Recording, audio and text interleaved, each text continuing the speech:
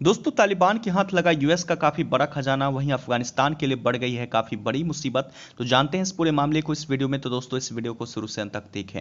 Hello दोस्तों, मेरा नाम है राजीव और आप लोग देख रहे हैं टुडे हिंदुस्तान न्यूज। जैसा कि आप लोगों को पता होगा कि इन दिनों तालिबान के हाथ 4 तरह के खतरनाक और घातक हथियार हाथ लगे हैं। और बात कर ली जाए तो तालिबान और भी ताकतवर बन गया है।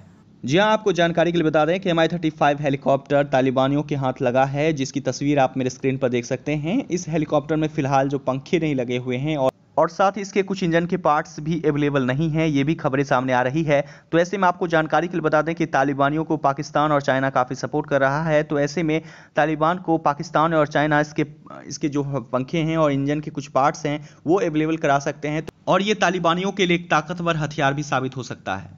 दोस्तों, बात कर ली जाए तो आपको बता दें जानकारी के लिए कि किस तरह से Mi-35 हेलीकॉप्टर को तालिबानियों ने सीज कर लिया, अपने कब्जे में ले लिया। तो दोस्तों, आपको जानकारी के लिए बता दें कि अफगानिस्तान में, जी हाँ, अफगानिस्तान में एक कुंडुज एयरपोर्ट है, जहाँ कुंडुज एयरबेस, जहाँ पर Mi-35 हेलीकॉप्टर इस तरह से रखा हुआ था। और वहीं बात कर ली जाए तो अचानक तालिबानियों ने वहाँ पर हमला कर दिया और हमला करने के बाद उन्होंने Mi-35 हेलीकॉप्टर को सीज कर लिया, अपने कब्जे में ले लिया। वहीं बात कर ली जाए तो दूसरा सबसे खतरनाक और घातक हथियार जो कि तालिबानियों के हाथ लगा है वो है high mobility multipurpose wheel vehicle. जी हाँ, ये एक तरह का घातक और खतरनाक हथियार ही समझिए, क्योंकि ये टैंक, चलती फिरती टैंक है। इसमें टैंक की तरह इसमें आर्टिलरी लगी रहती है और इससे आप बॉम्बिंग भी कर सकते हैं। वहीं इसमें मशीन गन भी लगाकर फायरिंग कर सकते हैं, बुलेट फायरिंग कर सकते हैं। और यहाँ तक कि अगर कोई एयरक्राफ्ट से भी किसी भी तरह की बॉम्बिंग होती है तो ये काफ़ी तरह से ये प्रोटेक्टेड होता है और इसमें जो इंसान होता है काफ़ी सुरक्षित रहता है।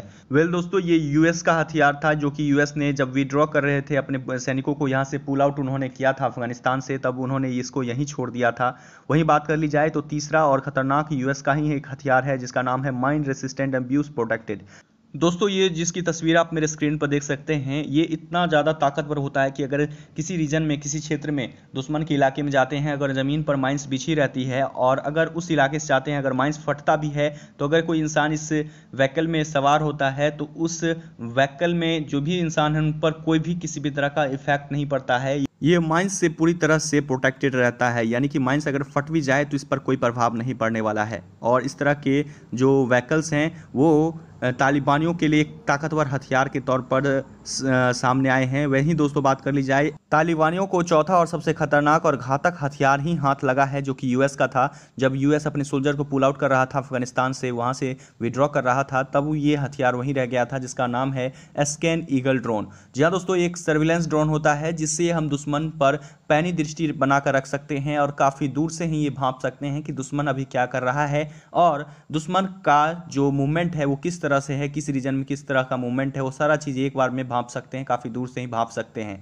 तो ये एक तरह से काफ़ी ताकतवर हथियार हाथ लग गया है तालिबानियों का, जिसका वो पूरी तरह से फ़ायदा उठाएंगे। तो ऐसे में साफ कहा जा सकता है कि तालिबान काफ़ी ज़्यादा ताकतवर बनते जा रहे हैं। वहीं दोस्तों, बात कर ली जाए तो वहीं पाकिस्तान और चाइना जैसी कंट्री उन्हें काफ़ी ज़्यादा बैक सपोर्ट भी दे रही है, हथियार भी उन्हें प्रोवाइड कर रही है, अलग अलग तरह के नए नए हथियार भी प्रोवाइड कर रही है, जो कि अफगानिस्तान के लिए काफ़ी ज़्यादा ड्रॉबैक है। यानी कि अफगानिस्तान फिलहाल उसको किसी भी तरह का सपोर्ट एक्स्ट्रा नहीं मिल रहा है। वहीं अमेरिका का 3 ताकतवर हथियार और भारत का भी एक खतरनाक हथियार तालिबानियों के हाथ लग चुका है।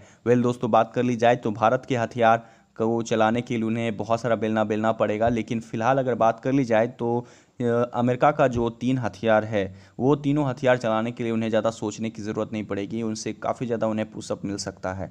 तो ऐसे में हो सकता है कि तालिबान जो है सो अमेरिका की वजह से और भी ज़्यादा ताकतवर बन गया है। दोस्तों, बात कर ली जाए तो कहीं ना कहीं अफ़गानी फोर्सेस का भी इसमें कहीं ना कहीं ड्रॉबैक है, क्योंकि अफ़गानी फोर्सेस किस तरह से उनके हाथ, जब उनकी संख्या 2.5 से 3 लाख है अफ़गानी फोर्सेस की, और बात कर ली जाए जहां तालिबानियों की संख्या महज 70,000 ही है, तो ऐसे में कैसे वो उनसे हार मान सकते हैं। तो ये कहीं ना कहीं अफ़गानी फोर्सेस के लिए भी ये सवाल खड़ा करता है। दोस्तों, बात कर ली जाए तो आपको बता दें कि अशरफ गनी की सरकार में हाल ही में अफ़गानिस्तान की जो आर्मी चीफ है उनको अपने पद से रिप्लेस कर दिया गया है, यानी कि उनको अपने पद से उन्हें हटा दिया गया है और उनके पद पर, आर्मी चीफ के पद पर नए आर्मी चीफ को हायर किया गया है। दोस्तों, बात कर ली जाए तो ऐसा सिचुएशन आ चुका है कि अब अफगानिस्तान की जो सिचुएशन है वो थोड़ी सी और भी ज़्यादा बिगड़ गई है। दोस्तों, ये सिचुएशन हमेशा बदलती रहती है, कभी अफगानी फोर्सेस कभी हावी होते हैं तालिबान पर तो कभी तालिबान हावी हो जाता है। तो ऐसे में तालिबान भी हावी इसलिए होता है क्योंकि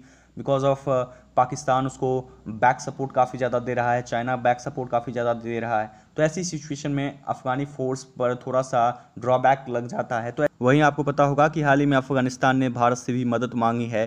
तो ऐसे में दोस्तों आपको क्या लगता है, क्या भारत को मदद करनी चाहिए नहीं करनी चाहिए अफगानिस्तान की, और आपको क्या लगता है इस पर, आपकी क्या ओपिनियन है, आपके क्या विचार हैं, नीचे कमेंट्स में अपनी ओपिनियन जरूर शेयर कीजिए। साथ ही दोस्तों अगर आप इस चैनल पर नए विजिटर हैं तो चैनल को सब्सक्राइब कीजिए और चैनल के साथ बने रहिए।